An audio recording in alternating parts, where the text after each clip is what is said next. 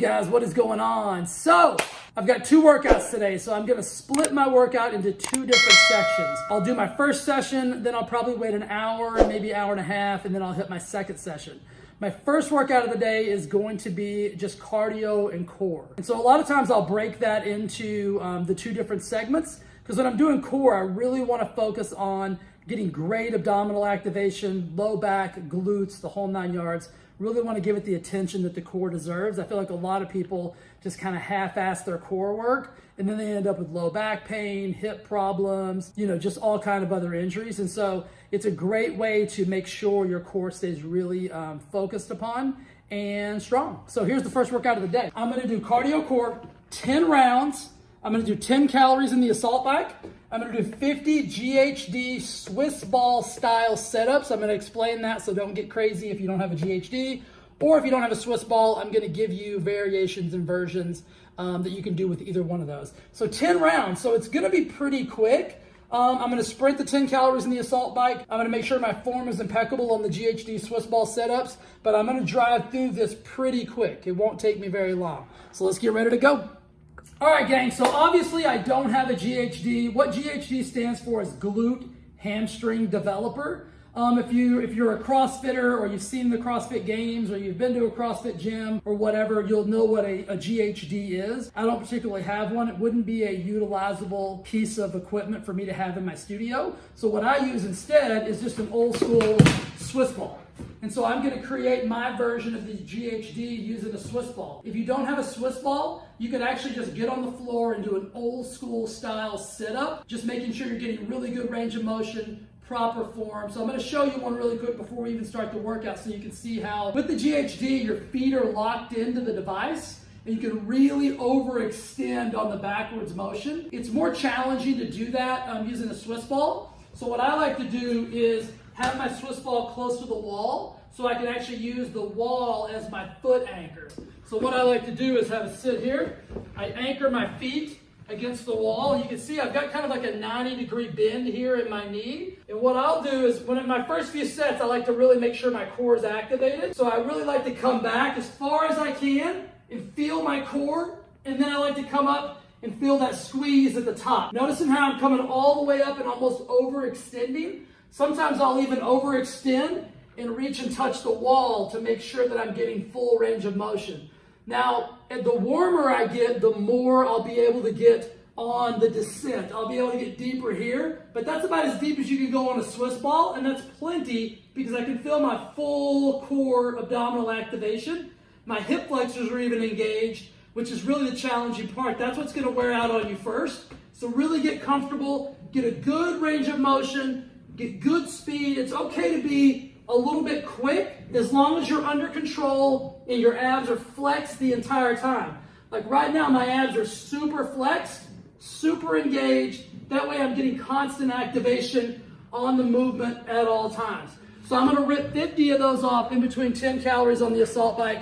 By the end of the 10 rounds, guys, my core is gonna be blasted. It's gonna be unbelievable. And that is just a great quick hitter way, using one exercise, one cardio device, to get an amazing workout. All right, I'll come back after this is over, give you a recap on my thoughts.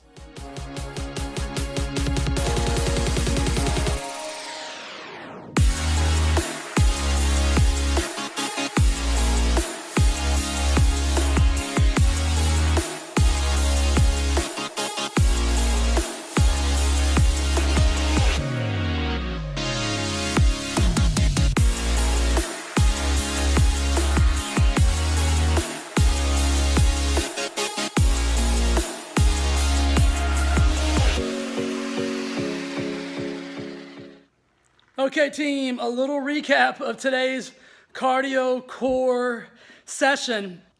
Not a physically demanding workout, like it's not gonna overwhelm you. There's no weights, there's no anything.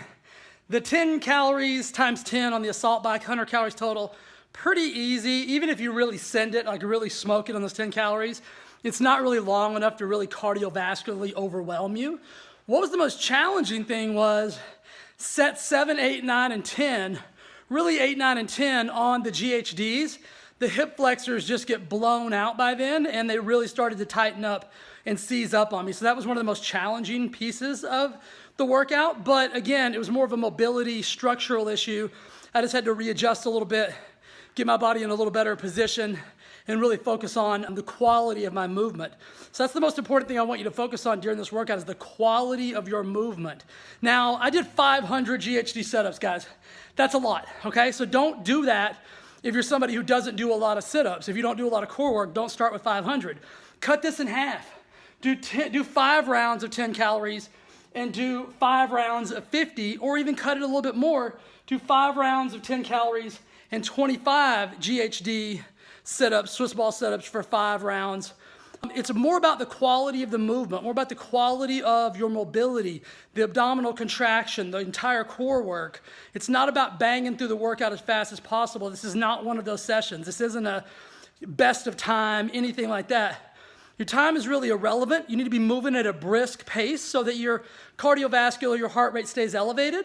But the most important thing are those abdominal contractions, making sure you get full range of motion, making sure everything is engaged, getting the quality core work that your body deserves. It's going to go a long way in prevention, and it's going to go a long way in actually helping you strengthen for your other exercises. A good core helps your deadlift, helps your squat, helps your thruster, helps your assault bike, helps your rower. It's imperative that your core get to the same strength level as your biceps and your quads and your glutes and your chest. Most people neglect their core and end up getting neglected by their core, meaning their core breaks down on them, and then they end up getting an injury. So, guys, have an amazing day. I hope you enjoyed this workout. My abdominal chain is smashed. It is blown up. I'm having trouble even contracting my abs now. There's so much blood in my core, my abdominal cavity. Great workout, though. I think you're going to love it. Give it a challenge. Modify it however you need to modify it based on your current core strength level. Don't get overwhelmed with thinking you have to do the 500. If you're not somebody who does a lot of core work, I do a massive amount of core work. So wasn't that challenging from a core perspective, more of a hip flexor thing for me. Guys, do me a solid. If you love this video, if you love any of my videos, if you love me, hit that subscribe button. Subscribe help, gets the word out, lets more people see quality content. More quality content that we put out there, the better chance we've got of helping the world get healthy and fit. All right, guys, have an amazing rest of your day, and I'll see you soon. Bye.